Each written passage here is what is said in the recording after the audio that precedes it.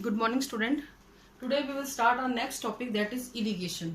जब आपने फसलें अच्छी बना ली, आपने उनको अच्छा पैदावार के लिए फर्टिलाइजर्स वगैरह यूज कर लिए, आपने ऑर्गेनिक फार्मिंग की भी बात कर ली, लेकिन जो मोस्ट इंपॉर्टेंट चीज होती है किसी भी क्रॉप के लिए दैट इज उसको वाटरिंग करना, वाटरिंग द प्लांट। ठीक है, पौधों को पानी देना जो है सबसे इंपॉर्टेंट चीज है।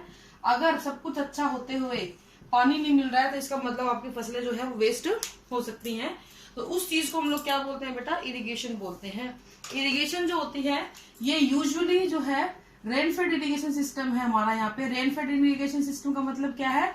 हमारा जो इरिगेशन सिस्टम है it is totally depend on the rainfall. Okay, precipitation पे डिपेंड करता है, रेनफॉल पे डिपेंड करता है। अब ये जो रेनफॉल होती है ये किससे हो रही है बेटा? मॉनसून से हो रही है। ठीक है, तो मॉनसूनल रेनफॉल जो होती है वो हमारे को बहुत ज्यादा फायदा देती है। इसके अलावा स्नोफॉल वगैरह भी हैं वो जो हमें फायदा पहुंचाती हैं, हमारी इरिगेशन सिस्टम को हेल्प करती हैं। तो प्रोडक्टिविटी ऑफ जो क्रॉप होती है वो लार्जली डिपेंड करती है किस चीज पे? कि मॉनसून जो है वो टाइम पे आए और सफिशिएंट रेनफॉल के साथ आए। देखो टाइम पे आ गया, बारिशें कम हुई तो भी नुकसान है, तो टाइम पे भी आए और सफिशिएंट भी हो। लेकिन आप देखते हो कि हमारा जो मॉनसून का जो बिहेवियर है वो बहुत अच्छा नहीं है। कभी बहुत ज्यादा बारिश होती है तो कभी बहुत ज्यादा फमाइन लेके आता है, सूखा लेके आता है, क्योंकि बारिश होती ही नहीं है। तो उस कंडीशन के अंदर हम सिर्फ और सिर्फ रेनफॉल के ऊपर डिपेंड नहीं कर सकते हैं। We should have another options. हमारे पास कुछ अलग ऑप्शन होने चाहिए ताकि अगर मानसून ना आए तो फिर हम अपनी फसलों को कैसे इरिगेट करेंगे। तब उस टाइम पे हमारे पास इस रेनफॉल के अलावा कुछ ऑल्टरनेट मेथड भी होने चाहिए। ये ऑल्टरनेट मेथड ही क्या कहलाता है? आपका इरिगेशन सिस्टम कहलाता है। क्या कहलाता है बेटा? ये ऑल्टरनेट मेथड ही आपका इरिगेशन सिस्टम कहलाता है। ये इरिगेशन जो होता है ये इस चीज को इंश्योर कर देता है कि आपकी फसलों को टाइमली और सही तरीके से पानी दिया जाएगा जब भी उनको जरूरत पड़ती है। हमारे पास बारिशों के अलावा और एक बहुत अच्छी एक भगवान ने हमें नेमत दी हुई है that is our river system.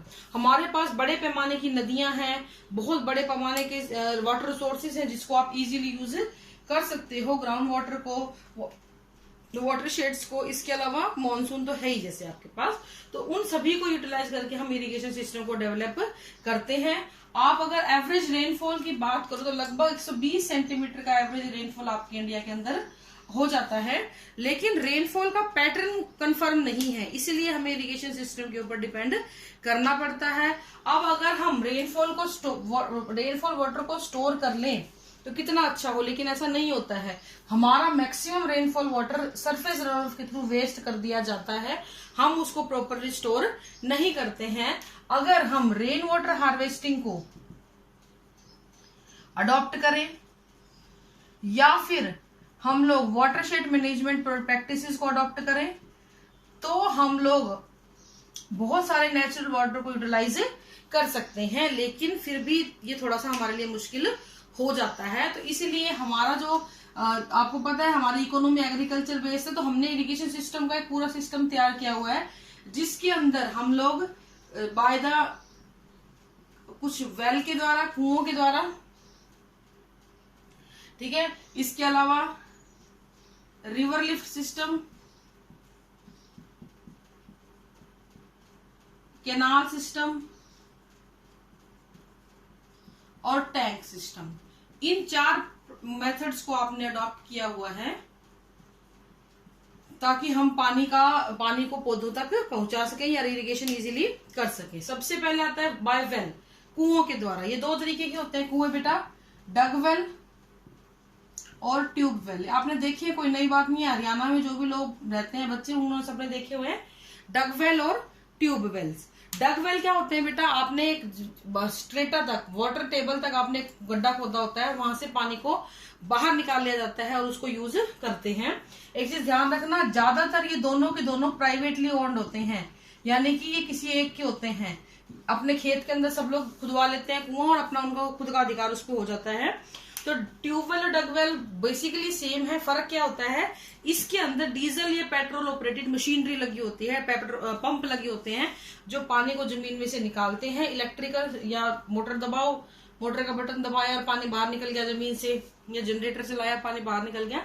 इस तरीके से यहाँ पे आपको मेहनत करनी पड़ती है। ठीक है, फिर हम बात करते हैं रिवर लिफ्ट सिस्टम की। ये उन जगहों पे होता है बेटा जहां पे कैनाल नहीं है, मतलब मैन मेड नहरें नहीं निकाली गई हैं, लेकिन वहां पे वाटर अच्छा मात्रा में प्रेजेंट है। तो उस जगहों पे हिमालयन रीजन के अंदर, कोस्टल रीजन के अंदर इनको हम यूज करते हैं। डायरेक्टली रिवर से पानी को लाके हम प्लांट्स के पास सप्लाई कर देते हैं। कैनाल सिस्टम अपने यहाँ पे बहुत ज्यादा है। राजस्थान में आप चले जाओ, इंदिरा गांधी कैनाल परियोजना बहुत बड़ी परियोजना है, जिसने पूरे हरियाणा राजस्थान के बहुत बड़े हिस्से को पानी दिया है और हरियाली वहां पर आई है। तो कैनाल सिस्टम डेवलप किया गया है ताकि रिवर से नहरों में पानी आए और वो नहरें जगह जगह तक पहुंच जाए। आपके आसपास के जितनी भी नहरें छोटी छोटी आपने देखी होंगी ना, वो सारे इसी प्रोजेक्ट का एक हिस्सा ही है। अपने यहाँ आसपास बहुत सारी नहरें आपको नजर आती हैं। टैंक सिस्टम बड़ा इंपॉर्टेंट है। इसमें हम क्या करते हैं, इसके अंदर हम लोग रेन वाटर को स्टोर कर लेते हैं। किसको स्टोर करते हैं बेटा? रेन वाटर को स्टोर करते हैं। ये रेन वाटर जो होता है, जब भी बारिश आती है, इस सारे पानी को टैंक्स में स्टोर कर लिया जाता है और उस बड़े बड़े गड्ढों में स्टोर कर लिया जाता है और उसमें पिसी कल्चर कर सकते हैं। उस पानी को हम फायर एक्सटिंग्विशर में यूज